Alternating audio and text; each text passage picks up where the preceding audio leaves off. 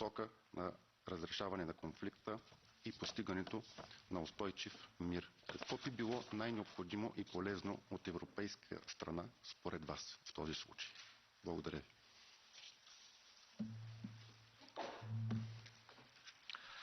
Thank you. He's already been praised, but now I'm happy to give the floor to the chairman of the Delegation for Relations with the Arab Peninsula, our colleague Arnold Lopatka, for 2 minutes. Thank you very much, dear Secretary General Abu Dhabi. 2 weeks ago, before the war started, the experienced Saudi diplomat, Prince Turki Ibn Faisal, told me a war would be a nightmare for the Gulf countries. And the nightmare became reality. We have to see it. The shock of daily rockets and drones is like we would experience if they were falling over Brussels, Berlin, Rome or Paris. So talking about the region, we must always keep in mind that Iran is the biggest state sponsor of terrorism. It is the country causing the most instability in the entire Middle East, as well as horrific suffering of its own people. The Iranian regime massacred thousands of its own citizens only in January who dared to demand freedom. So now Iran is hitting the Gulf region, and this aggression was, of course, against sovereign states and their people. And as chair of our delegation, I condemned immediately these attacks in the strongest possible terms. And we are in a good exchange. We had 8 incoming and outgoing interparliamentary meetings, and we continue with our work to discuss regional security, economic cooperation, energy transition, people-to-people contacts, and to strengthen institutional relations. It is in our both interest. And yes, we also expect your support when we talk about the war of Ukraine. And I see Gulf countries as strong partners with increasingly importance, because you play in different conflicts a big role. And please also listen to us, to my colleague Michael Kalla, when we talk about Sudan. So what I want to say, and I want to finish with this, we have to see, yes, the Gulf countries as strong strategic partners. When they are under attack, and you could hear it, Europe is not silent. And the Iranian people, they deserve freedom, you deserve stability and security, and Europe and the European Union must be on the right side of history, and I'm sure we are. Thank you, dear Arnold. Other members who would like to take the floor, we have 2 requests, Mr. Brown and Mr. Schöndal. Anyone else? Madame Sorel. So that's 3. We want to give our guest speaker at least 50 minutes. So if you could limit yourself to maximum 1.5 minutes. And our first speaker is Mr. Brown. Let me first express my sympathy and sorrow because of all the losses, all the human and property and business losses that you suffer. But since we can observe visibly that Israeli and American aggression against Iran does not solve any problem, it only multiplies problems in your region, since you can observe that the very presence of US military factor in your region has a purely destabilizing effect. Wouldn't you reconsider your reconciliation with Iran? You had a good example a few years ago, Iranian-Saudi Arabian reconciliation and normalization, brokered by China, by the way. And wouldn't you follow that example based on your own sovereign interests, not based on any faraway foreign interference? Because your region is very dear, is very important for all the world, for Europe especially. for all our countries. We wish you best of luck in establishing new peace zone in Gulf region based on your sovereign interests. Thank you very much. Next is Mr. Schöndal. Thank you very much, and thank you very much for being here. And once again, all the solidarity we can show for the situation you have ended up with without your will. But also, thank you very much for the very practical possibilities of a strengthened cooperation you pointed out. They're most welcome, and I think we should follow up on these. Even the situation is very difficult. I have a case I want to mention for you. I worked as a Danish foreign minister for 3 years and worked intensively for freeing a man who is imprisoned now in Bahrain. His name is Abdulhadi Al-Kawacha. His crime is that he tried to fight for human rights, and he's been in prison now for 15 years. I would ask you, in your capacity, if you would help with this case. He has been declared arbitrary in prison by the UN. He has released, his release would align with Bahrain's international obligations and enhance the DCC also. So please, would you possibly look into this case? Would you speak to the Bahrain government? And we would be very happy from Danish side to see this man released. Thank you very much. Thank you. And before I give the floor to Mr. Orell, once again, on our phones there's a knob where you can turn them silent. It's not rocket science. It's just, you need to press a button. I think you're able to do so. If not, please leave the room for good. Mr. Orell. Merci. Votre Excellence, dans la lecture du conflit, vous avez évoqué les attaques en disant que vous aviez pourtant spécifié que les bases situées sur vos sols ne seraient pas utilisées. Est-ce que vous pensez que c'est réellement la seule raison, ou est-ce qu'on peut également y lire le conflit éternel entre les chiites et les sunnites qui serait réactivé à cette occasion, et surtout la vision que vos peuples, les peuples de la région, ont de votre alliance avec les États-Unis? Donc il y aurait une double lecture. Le deuxième point, ça a été abordé par mon collègue, mais je vais le reposer.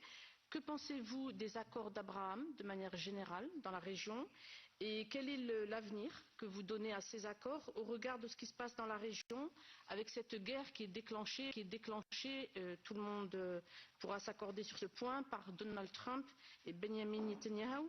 Et je pense qu'il y aurait d'autres questions, mais je vous remercie pour vos interventions, et je vous remercie en arabe. Shukran jazilan. Thank you, colleagues. No further requests to take the floor. Dear Secretary General, you have 10 minutes time now to respond to as many questions and comments as possible. The floor is yours. We're looking forward. Thank you, Mr. McAllister. I'll start with the question about Ukraine cooperation with the GCC. Last September in New York, I signed with the Deputy Minister of Ukraine a joint action plan, GCC-Ukraine joint action plan. I couldn't sign it with the minister because he couldn't come because of the attacks on his country. So the Deputy Minister was already there, and I signed with her a joint action plan. This joint action plan entails many subjects, many issues, many aspects regarding exchange of science, technology, energy, economy, agriculture, food security, many aspects in it that will help GCC and Ukraine get closer with each other. The GCC countries held joint ministerial meeting with the 6 ministers of foreign affairs with the Ukraine minister 2 years ago. We have been planning to get a second one. There is a will. We gave him once a date. He could not make it. So there is a great cooperation between the Ukraine and the GCC. I understand that there are countries, a few countries now in the GCC are using Ukraine technology to shut down the drones from Iran. So we value our relationship very much with Ukraine. We are standing by it. We have Saudi Arabia, for example, held the first peace talk in Jeddah a year and a half ago, I think, or something. United Arab Emirates has done many prisoner exchange between Russia and Ukraine. I think Qatar also played a role in that part also.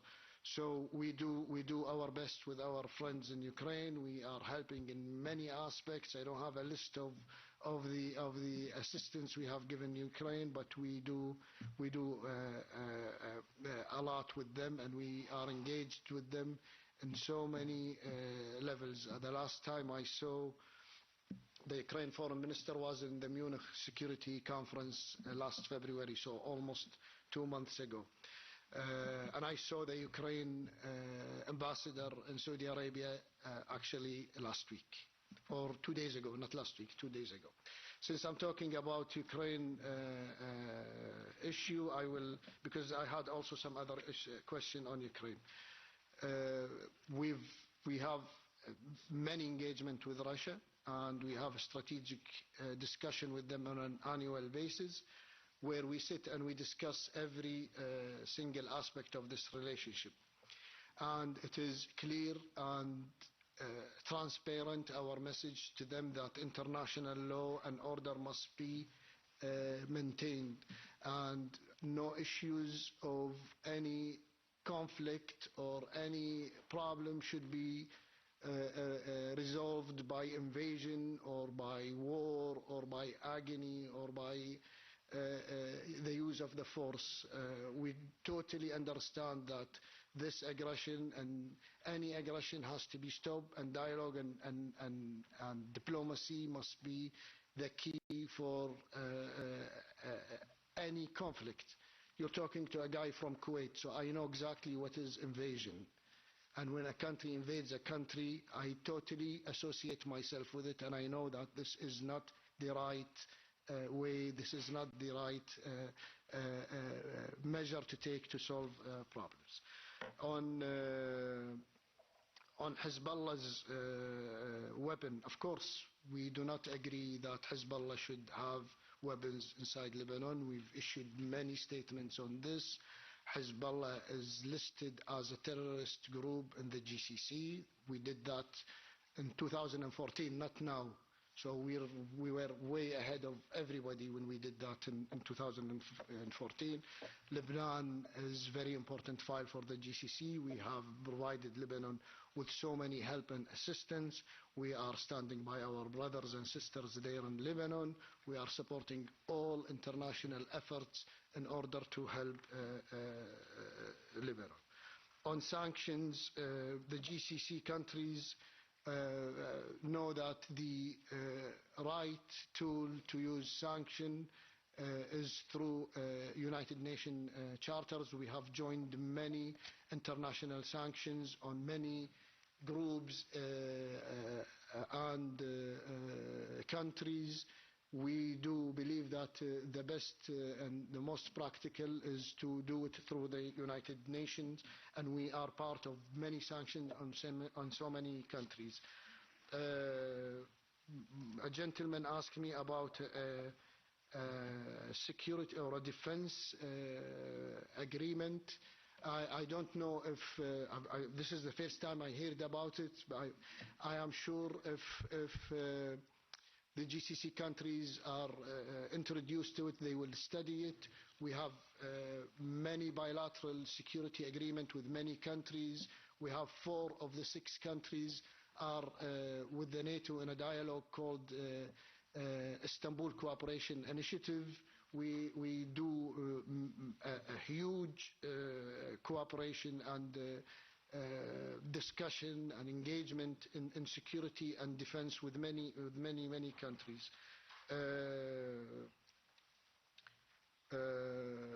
A gentleman asked me on what the EU can do more in this conflict. Mr. Costa is already in the region, and he has met some of the leaders of the GCC. I am sure the European Union, in its weight as one of the most important blocs in the world, can play a major role in resolving any conflicts. You were part of the JCPOA with Iran many years ago, and you played a major role in that. You have the right tools in the EU to play any positive role in any conflict in the way.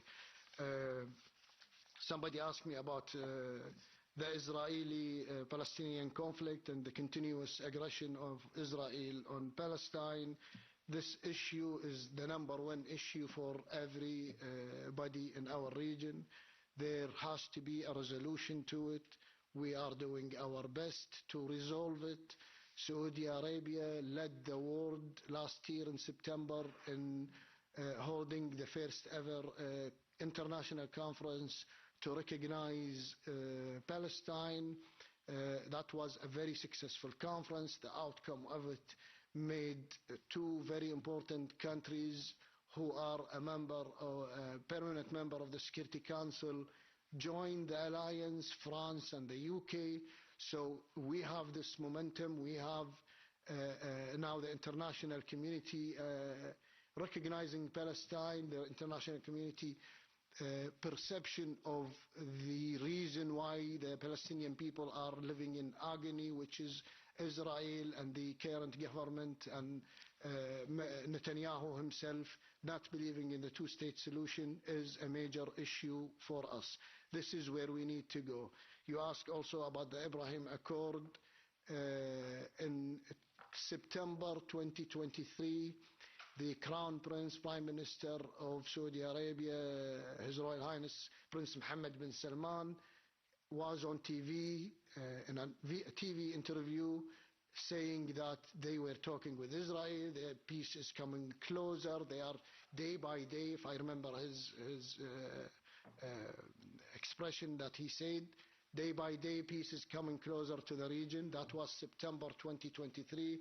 Unfortunately, October 2023, Israel started its hatred, its revenge against the civilian, peaceful people of Gaza, and look where we are now. So we do believe that peace and stability is something very important to our region. We have introduced the Peace Arab Initiative, which was in 2002. If you bring it now, it can be implemented and peace can be reached in our region. So this is something we don't give our back to. This is our #1 issue, and we are working on it day and night. Our assistance to our sisters and brothers in Palestine is continuous. Even when we are under attack now, we are continuing our support, humanitarian and development support to them. A gentleman asked me, why don't we reach peace with Iran? Do you know how many times we have reached out to the Iranian asking them for that? Many times.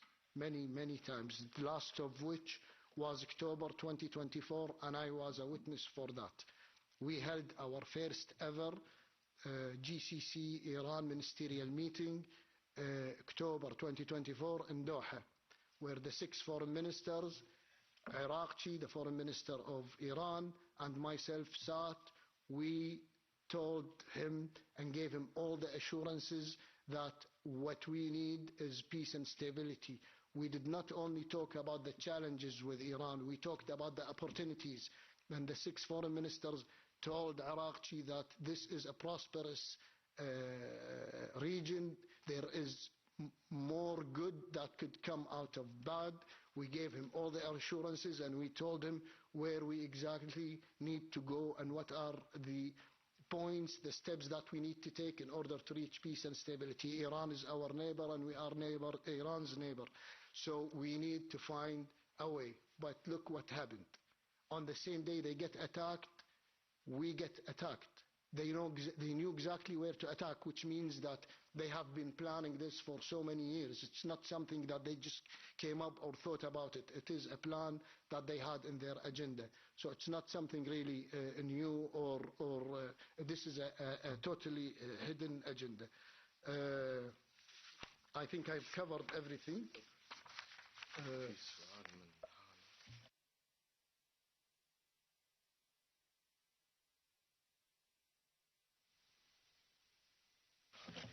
On my dear friend Hannah question on the peace initiative, of course we are open to any ideas. That's why we have this dialogue. That's why Luigi was in the region, Kaya, and now Mr. Costa. If there is a realistic peace initiative for this conflict or any other conflict, believe me, the GCC countries will be the first ones to be there. This is why we saw and we still see Oman continues its great role in bringing together the US and Iran. They've hosted the dialogue, they've chaperoned it, and of course any initiative we can be part of. We have a prosperous, great region. We are the six of us, 2.4 trillion our GDP, which makes us the 9th or the 10th internationally. We control 33% of all the international investment, the FDIs. We are number 1 oil reserve, number 2 gas reserve. Our capital markets are extremely high, among the best. We have built so much in that region. We are working hard to maintain it, and we want our neighbors also to have this prosperity and peace. This is something we can share with everybody. Thank you very much. Dear Secretary General, thank you so much for attending today's meeting. We wish you successful 2 days in Brussels, all your meetings. Colleagues, since we're running over time already, I will just simply close this item now and see you all at 2:30 for the next part of our agenda. Thank you.